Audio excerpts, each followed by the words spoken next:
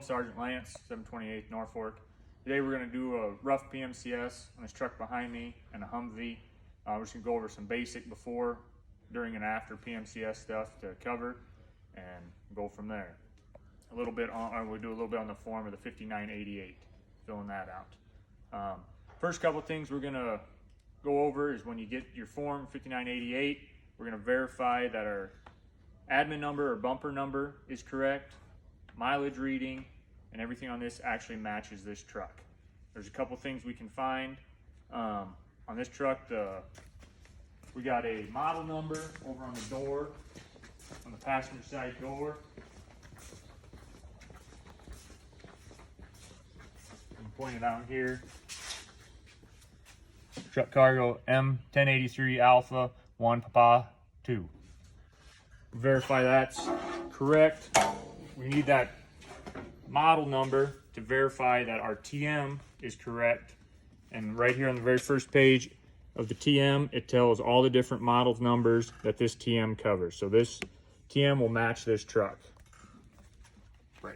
Back to our 5988, the serial number and everything on this particular truck is up here on top behind the sun visor. Verify that serial number is correct. Now we're ready to do the walk around and start in the book for the PMCS. In the TM, it will have preventive maintenance check services, and we'll start with the before. This first information and everything is all about the different types of leaks and other information about the truck that's not that you can use if you need to refer to it. Now we're going to start. Our item number is item number 1. It's the exterior of the vehicle. So we're just going to do a walk around of it, verify that there's nothing falling off, the tires aren't flat, there's not any major fluid leaks underneath that are coming out, and we'll go ahead and do that now. Tires, you can check those while you're coming around. Make sure the cables, everything, these lights are not busted out. All the name placards and everything are where they need to be, the air handles there. Basically just real general stuff. The doors work. There's no mud flaps hanging off. Hinges and stuff aren't broke off of anything.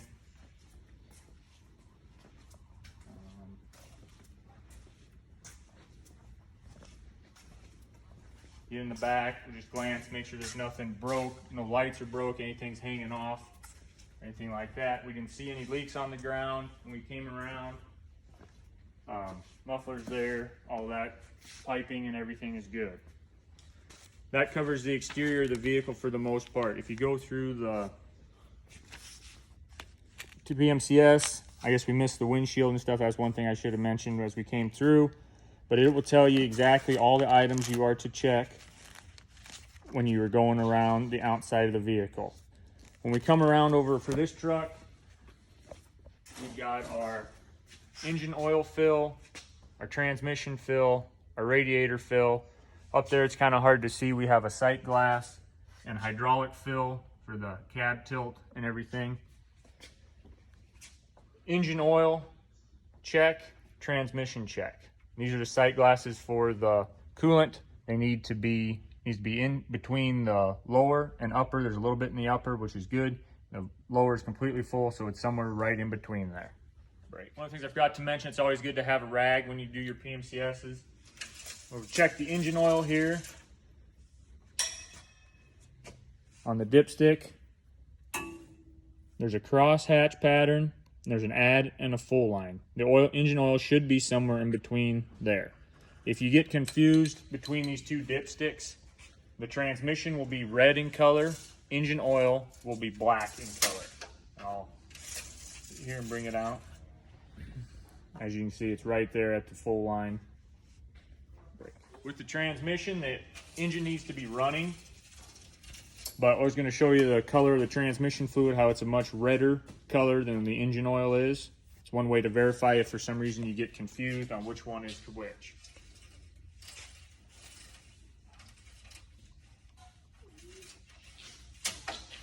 A couple of the other fluids that should be checked are on the other side. We'll walk around and show you those.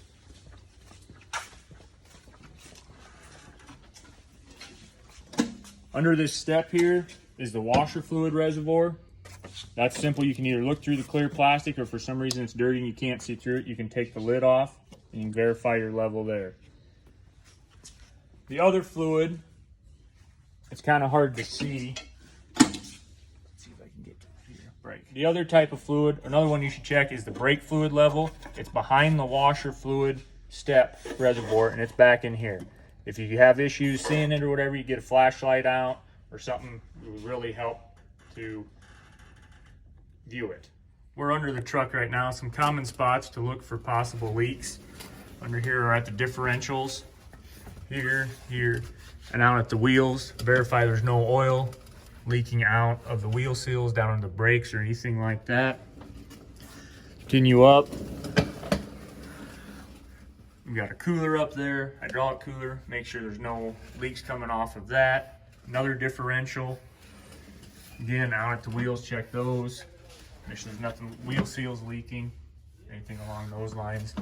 We're gonna check and make sure none of these muffler or exhaust brackets are broke, hanging off, or there's any black soot areas where the exhaust might be leaking.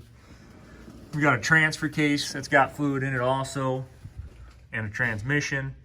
Should verify that none of that stuff is leaking. There's no oil dripping from them. We may have a slight bit of oil leak there on that yellow tube. That's the engine bypass or blow-by tube. That's not a crazy thing to worry about. It's gonna have some of that unless there is a tremendous amount of oil on the ground or anything like along that line you see under there. And this one's fine. Another differential up, or we got the engine oil. Make sure nothing leaking there. Filters, common spots to leak. Another front differential. Then we're getting more up towards the antifreeze or the radiator. Make sure there's no green drips or anything dripping from up front here. And then brake fluid, brake master cylinder.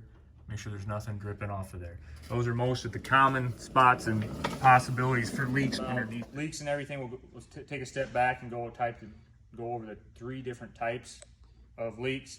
We got class 1, 2, and 3. Class 1 is seepage, not enough to create drips. So like we saw under there, we didn't really see any drips. It was just kind of oily and kind of had some dirt on it.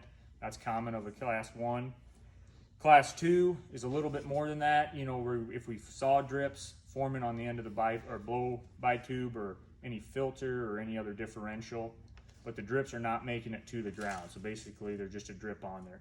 Class 3 is anything that has drips that are dripping on the ground. So like if you looked underneath and you could see a puddle of oil or something, that would obviously be a class 3 leak. And all 3 of those, depending on what it is that's leaking, the TM will cover whether it's deadlined or not. If it's, some of them have class 1, they're okay. Other things like fuel, any type of fuel leak is a deadline. All right, we're gonna go over some of the gauges here when we start it up before we take off to drive. Obviously fuel, oil pressure, brake, speedometer, rear brake, water temp, voltage, and the other volt. We're gonna just key it on. I've had this running, so we're already gonna have air pressure, so we don't have to listen to all the beeping. But it will beep for a while until it gets air pressure to about 90 pounds in the green there. Then the beeper should shut off.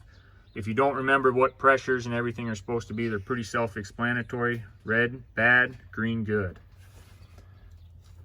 Come on, we got different water temp. When you run down the road, should be somewhere there around 200, 210, somewhere in there. And that will be covered under the during part of the PMCS in the book, and it'll tell you what everything should be running at. Over here we have our air filter restriction gauge. That's also something to check. It doesn't have green, but if it gets up anywhere close to the red, there's an issue. Other things, part of the during, we monitor all those gauges as we're going down the road, make sure nothing is crazy jumping around or again in the red.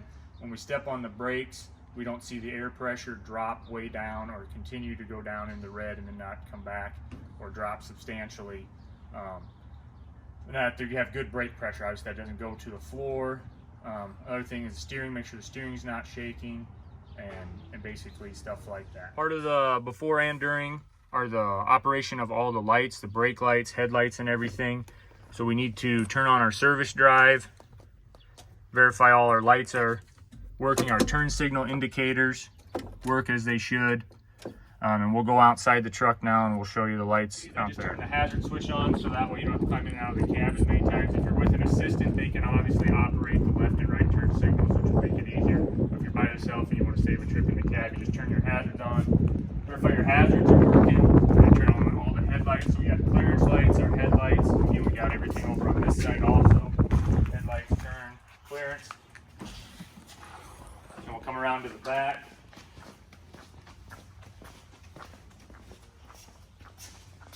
Have our other clearance, our turn signals again, other turn signal, and clearance light here. We have also 3 clearance lights there.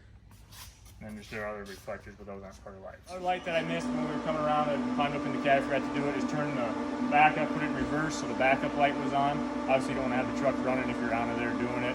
Just have the ignition switch or the power switch on to verify your backup. And we've gone on our drive and everything, we've come back. We're just gonna, got the truck shut off. We're gonna shut everything, go around, check, make sure everything, no other leaks, major leaks or anything like that. So we'll just walk around again like we did on the before. Again, we're checking tires, make sure there's no bulges, any inflation issues. We haven't busted out any lights, placards. Our windshield wipers aren't broken, the lights up top. Same around here. No leaks, nothing's broke off, nobody ran into anything. All our stuff, or all our doors are closed, still latched, haven't vibrated loose along the trips. Again, our glad hand couplers are hooked where they needed to be, everything like that. We won't go underneath this time, just because you saw what we looked for before. On the before, we come over here, there's a battery disconnect switch underneath. We're going to shut that off, and then we're going to open these valves to drain the air out of the tank.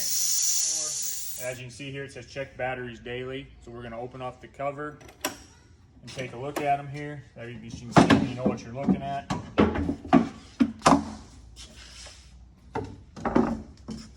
You look up in here, we got 4 batteries, lead acid type. We're going to check the connections here. Make sure there's not a bunch of green stuff growing for corrosion. You're gonna wiggle them a little bit. Make sure that there's nothing, they're not loose, nothing has come loose. Just basically make sure, some of our trucks sit a while that a mouse or a bird hasn't climbed up there and made a nest and potentially brought something up to short across any of them. The acid fill level, if you need help checking that, you need to talk to the mechanics just so they can teach you on how to do that, how they want them checked. You can check them daily, or you can just talk to your mechanics and they might handle that for you. Closing, PMCSs are very important. Most of us just pass them off because we're not in combat or anything anywhere. We're just driving to Hastings or out to get fuel. But you break down here and you break down overseas, all the same. If you get into a good habit now of checking them and doing them right now, that's one less thing you got to learn when you're overseas or anywhere else.